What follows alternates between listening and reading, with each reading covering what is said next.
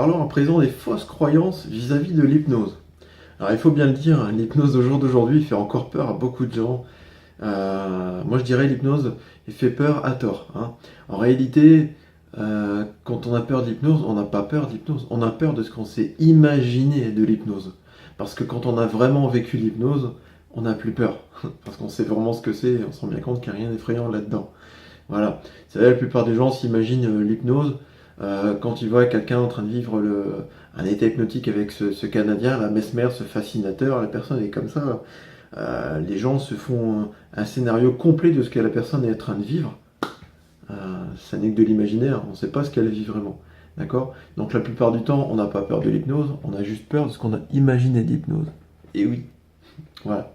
Donc dans cette vidéo, je vous ai expliqué, je vous parlais des principales fausses croyances, hein, que l'on a habituellement par rapport à l'hypnose. Et je vais faire en sorte de vous expliquer tout ça. Alors la première, c'est sous hypnose, on dort. Alors ça, c'est faux. Personne ne dort sous hypnose. Sous hypnose, on est conscient, on entend tout et on se rappelle. Voilà. Deuxième point, sous hypnose, on peut rester coincé. On peut rester coincé dans l'hypnose. Certaines personnes me disent ça. Faux. Impossible de rester coincé dans l'hypnose, hein. Tout comme on ne reste pas coincé dans notre imaginaire, à un moment donné, on revient à plus de réel. Pareil, l'état d'hypnose, le praticien, le thérapeute fait en sorte de maintenir l'état hypnotique, d'accord? Mais une fois que le travail est fini, on vous fait ressortir, on ne va pas vous laisser là toute la journée, vous ne pouvez pas y rester coincé tout seul, d'accord? Voilà, on a déjà entendu, soi-disant, des gens rester coincés dans l'état hypnotique pendant des jours. Ce sont des cas très particuliers, et je pense qu'il s'agit plutôt d'autre chose, hein. Il devait certainement y avoir des médicaments, des choses liées à ça. Voilà. Ensuite, je suis en train de dire à côté, en fait, hein, j'ai noté des points. Alors, sous hypnose, on ferait des choses contre notre volonté. Ah bon? Non, pas du tout. Faux. On ne fait rien contre notre volonté parce que sous hypnose, on est conscient. On sait ce qui se passe. Et on a un mécanisme de protection, hein. On va rester dans l'hypnose tant que ça nous convient. On va prendre les suggestions, le travail tant que ça nous convient. Si ça ne convient pas, on ne prend pas. Alors, sous hypnose, il y a certaines personnes qui ont peur de revivre plein de choses de leur passé, de revivre plein de choses désagréables. Non, c'est pas parce qu'on fait de l'hypnose qu'on va vous faire revivre toute votre vie en 1 heure, hein. Non, c'est pas ça. Déjà, le travail sous hypnose se fait de manière ciblée, hein. On travaille sur l'objectif qu'on a défini ensemble et on vous amène vers cet objectif, même si on doit travailler sur le passé, et ça se fait de manière écologique, c'est-à-dire c'est fait en symbiose avec vous pour que vous vous sentiez bien. Tout est mis en œuvre pour que vous vous sentiez bien. Voilà. Ensuite, ah ouais, il y a certaines personnes qui ont peur en fait qu'on les change intégralement.